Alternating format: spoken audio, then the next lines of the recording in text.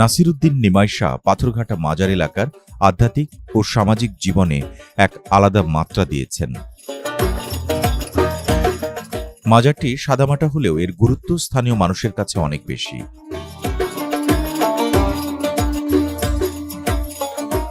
নাসিরউদ্দিন নিমাই শাহ একজন সুফি সাধক ছিলেন, যিনি এলাকার মানুষের মধ্যে ধর্মীয় শিক্ষা, সামাজিক সহমর্মিতা এবং শান্তির বার্তা ছড়িয়েছেন।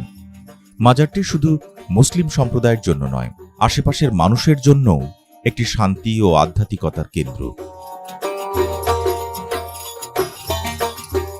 জয়পুরহাট জেলার বিভিন্ন পীর ও সুফি মেলার সময় এখানে মানুষের ভিড় লক্ষ্য করা যায়। মাজারটি স্থানীয় ঐতিহ্য এবং আধ্যাত্মিক ইতিহাসের সঙ্গে ওতপ্রোতভাবে জড়িত।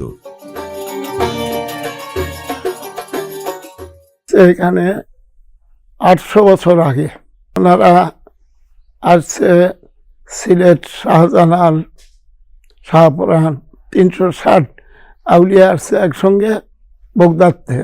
সিলেট থেকে ইসলাম প্রচার করার জন্য উনি এখানে আসছে।